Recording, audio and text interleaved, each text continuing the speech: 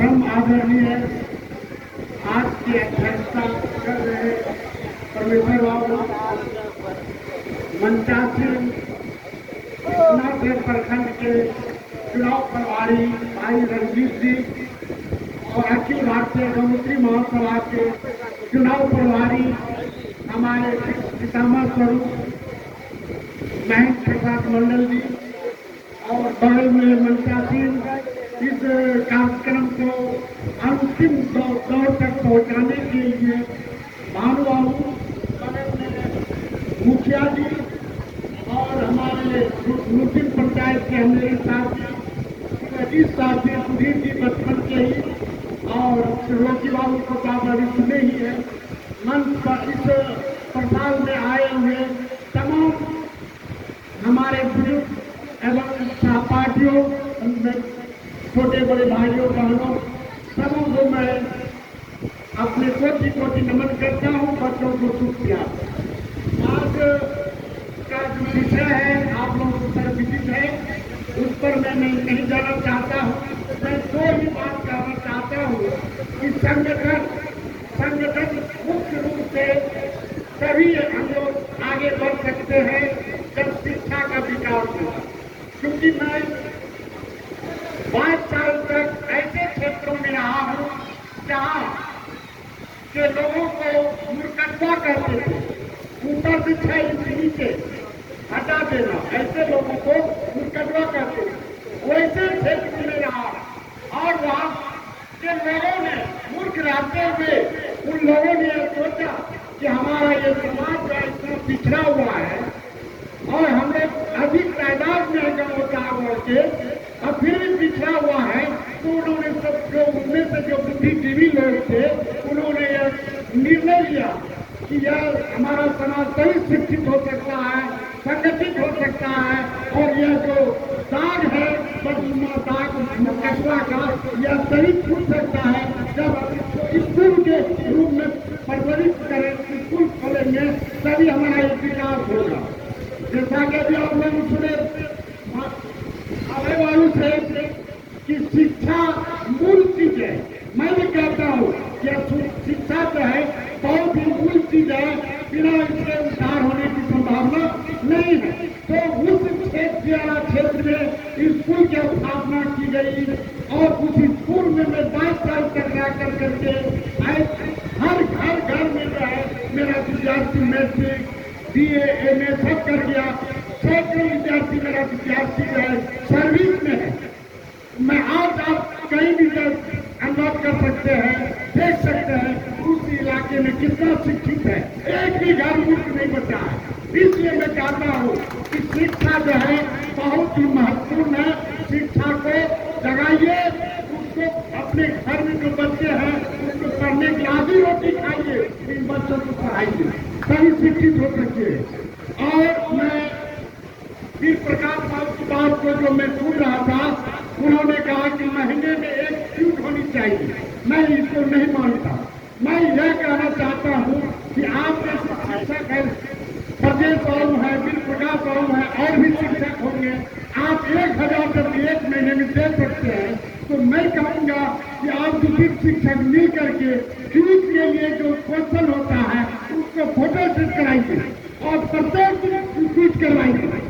देखिएगा सर, आपके गाँव में सभी कंपटीशन जब होगी तो रेलवे में और सब चीजों निश्चित रूप से पास करें। बगल में पुरानी तरह है, डेली ट्यूट होती है और सबके जांच होती है, वहाँ का विद्यार्थी को पास होता है। इसलिए मैं कहूँगा कि वीर बाबू और बलदेव बाबू मिल करके आप जो 1000 दे रहे हैं, उस पैसे से आप ट्यूट की जो क्वेश्चन होता है उसको फोटो स्टेट करा करके एक अस्थायी जगह पर पूरे गांव के लोगों को कहिए कि वह ट्यूट की डेली पढ़ाई हो और सप्ताह में उसकी जांच हम करेंगे और महीने में हम जो है उसको पारितोषिक देंगे, उससे और ज्यादा जो है विकास होगा और आप लोग आगे बढ़िए।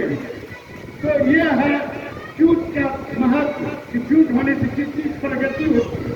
इसलिए वीर प्रकाश और उसमें कहूँगा, शिक्षक के लोगों से कहूँगा, जो भी इसमें अगर ये दोनों शुरू करते हैं और भी अपनी सहयोगी को सर्विस में जरूर सहयोग करेंगे और यह काम जो है तीव्र गति से और अच्छे ढंग से व्यवस्थित ढंग से जो है आगे बढ़ेगा और विद्यार्थी यहाँ का हर विभाग में कंप्लीट करेगा, यह मेरा दावा है। इसलिए मैं विशेष क्या व्हाट्सएप बातों पर तो बहुत लोगों ने मैंने वक्तव्य दे भी किया है। और जहाँ तक अब गंगोत्री और गंगोत्रा की जो बात हो रही है तो मेरा जो सुझाव है गंगोत्रा ऑब्लिक गंगोत्री कर दीजिए, सोचा यह काम खत्म हो जाएगा, कहीं दिक्कत नहीं है। हर चीज में होता है ना ऑब्लिक, उसी तरह से गंगोत्रा ऑब्लिक गंगोत्री लिखिए, उसमें कहीं दिक्कत नहीं है। दूसरी बात, हमारा जो स्वजात के जो एमएलए एमपी है उनके द्वारा सुनते हैं कि बिहार राज्य सरकार ने अनुसूचित जनजाति मतलब शेड्यूल ट्राइब का जो है आवेदन स्वीकृत करा करके दिल्ली भेज दिया गया है। दिल्ली के जो विभाग है इनका, वहाँ उस विभाग में एमपी को चाहिए कि लड़ झगड़ करके जैसे भी हो उसको रिपोर्ट करवावे बिहार सरकार से और उसको अनुसूचित जनजाति शेड्यूल ट्राइब का जो है स्वीकृति दिलवावे। यह एमपी का काम होता है और एमपी अगर कारगर नहीं होगा, वह अगर नहीं चाहेंगे तो हम लोग इस चाहने से नहीं होगा।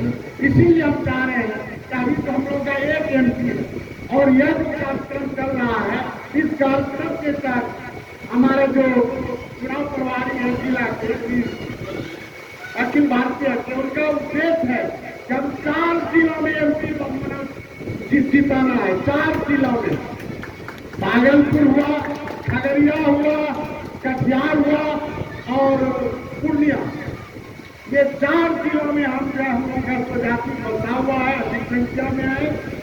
इस 4 जिलों में हम जो है एमपी का वोट मांगेंगे और वह मांगे कैसे? शक्ति के बल पर। यह जो संगठन बना रहे हैं, ये 11 व्यक्ति का हर पंचायत में, सोच लीजिए पूरे जिला में कितना प्रखंड है, 16 के 18 है, 18 पंचायत। और हम लोग का ये फौज बढ़ रहा है। ये तो सिर्फ हुआ पंचायत का, इसके बाद प्रखंड स्तर पर होगा, जिला स्तर पर होगा और स्टेट लेवल पर होगा। तो हम लोगों का जब संख्या बढ़ जाएगा तो 24 में जो चुनाव होने वाला है एमपी का, लोकसभा का, तो हम उसके पूर्व ही गांधी मैदान में सभी को बुलाएंगे। इसलिए जहाँ वो संगठन बढ़ रहा है, अब तो अंतिम दौर में अपना प्रखंड समाप्त होने पर है। अब दूसरे अगले अगस्त से हम लोग दूसरा जिला जाएंगे, खगड़िया में हम बैठक रखते 13 तारीख में, वहाँ बैठक होगी, वहाँ चुनाव होगा। इसी प्रकार से फिर कटिहार जाएंगे। तो इस प्रकार से जब आप संगठन कंप्लीट हो जाएगा और यह नवंबर तक कर लेना, आप लोग कहते हैं ना कि एक सप्ताह में आप लग रहे हैं, ये तो परसों लग जाएगा। 9 अगस्त की मेरा बेस है, बेस को कोई मकान बनाते हैं तो उसमें पिलर देते हैं, ऐसा ठोस पिलर तो 10 माह तक जाते हैं। इसीलिए हम लोगों का जो बेस है, इस बेस को हम लोग प्रखंड स्तर पर पूरी मुस्तैदी के साथ संगठन बना रहे हैं। उसके बाद दूसरे जिलों में जाएंगे तो हम लोग नवंबर तक में गांधी मैदान को इतनी संख्या में भर देंगे कि हमारे जो राष्ट्रीय अध्यक्ष हैं, चाहे बीजेपी का हो, चाहे राष्ट्रीय जनता दल का हो या जदयू का हो, जिनको समझ में आएगा वो ठीक है हम देंगे और हम उसको हम जिताएंगे। यही लक्ष्य है, यही सोच करके हम लोग चल रहे हैं। और जब हमारा 4 एमपी बन जाएगा तो लोकसभा में शक्ति हो जाएगी और जो चाहेंगे वही होगा। और नहीं जहाँ तक साहेबगंज फरवरी की बात, तो वहाँ हमारे भानुभाव को कई बार बैठक कर चुके हैं, लेकिन उनका सहयोग नहीं मिल रहा था, जिसके चलते अभी रुका हुआ। तो उन्होंने भी सोचा चलो संगठन जब हमारा बन जाएगा तो उसमें हम आलिशान भवन बनाएंगे, छात्रावास का और पूरे गवर्नमेंट का आलिशान जो है वो कार्यालय होगा राष्ट्रीय स्तर पर। तो ये देश है, इसलिए हम चाहेंगे कि आप लोग भी ऊंचा सोच रखिए। कभी हमारी निगेटिव सोच मत रखिए। छोटे मोटे द्वेष को भी जो है भूल करके जब कहीं चुनाव हो तो अपने छोटे मोटे शिकवा शिकायत को भूल करके अपने स्वजाति को वोट दीजिए और निश्चित रूप से जीतेंगे और हमारी लक्ष्य की प्राप्ति होगी। इन्हीं चंद शर्तों के साथ मैं अपनी वाणी को विराम देता हूँ। धन्यवाद।